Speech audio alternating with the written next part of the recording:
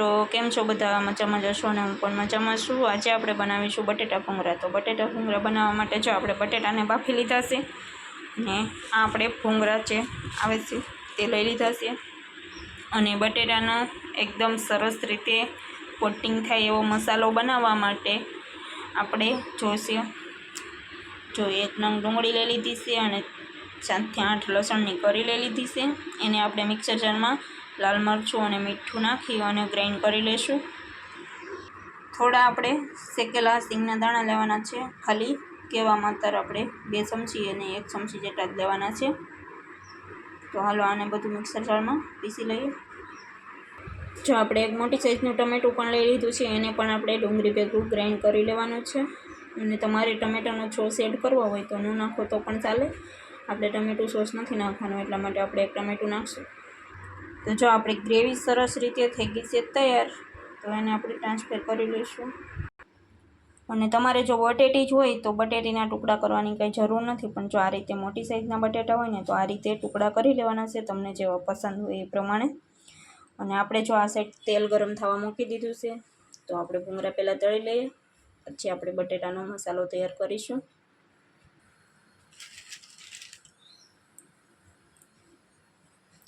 જો આપણે તેલ સરસ ગરમ થઈ ગયું છે, આપણે ભૂંગળા એમાં નાખી અને કરી લઈશું।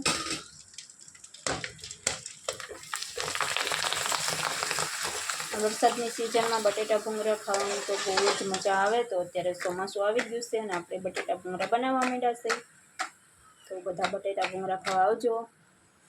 તમને બધાને ભાવે છે કે નહીં કમેન્ટમાં બતાવજો। આપણે એકારે ઝાઝા નથી કરવાના, થોડા થોડા કરીને તરવાના છે।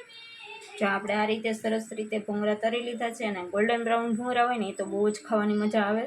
એટલે આપણે હે ને ગોલ્ડન બ્રાઉન ભૂંગળા મોઢામાં વાગે પણ નહીં અને ખાવાની પણ બહુ જ મજા આવે, એટલા માટે જો આપણે એવા કલરના તર્યા છે। તો જો આપણે ભૂંગળા તરાઈને કમ્પ્લીટ થઈ ગયા છે અને આપણે હવે બટેટા વઘાર કરવાનો છે। તો બટેટાનો વઘાર કરવા માટે આપણે જોઈશે થોડીક હિંગથી આપણે તેલ જોઈ લઈશું તેલ આવી ગયું કે નહીં। તો આપણું તેલ આવી ગયું છે। હવે આપણે એમાં એડ કરશું જે આજે આપણે ડુંગળી ટમેટાં અને લસણની જે ગ્રેવી કરીને રાખી છે ને એ આપણે તેલમાં એડ કરવાની છે, એનો વઘાર કરવાનો છે। તો હાલો એડ કરી દઈએ।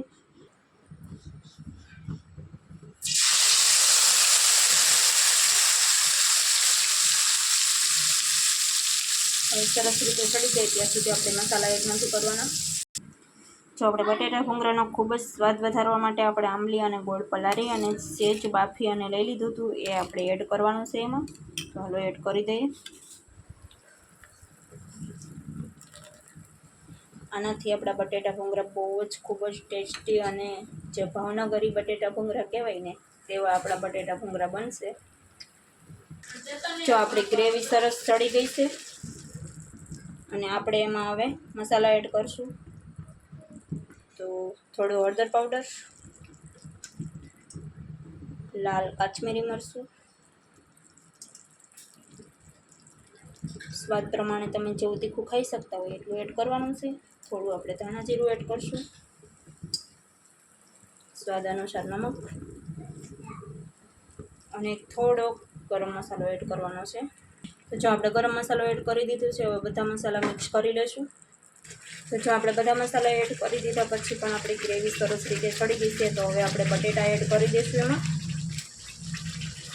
પછી આપણે કટિંગ કરીને રાખ્યા છે બટેટા એડ કરી દઈએ।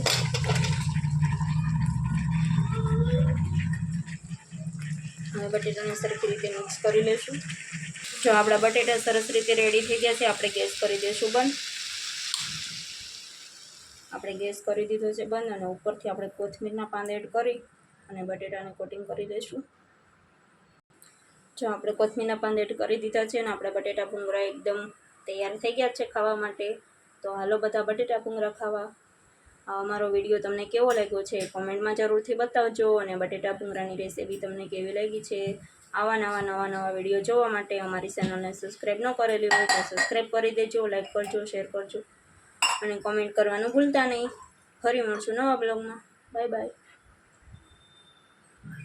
તો જો આપણા બટેટા ભૂંગળા થઈ ગયા છે રેડી, હાલો બટેટા ભૂંગળા ખાવા।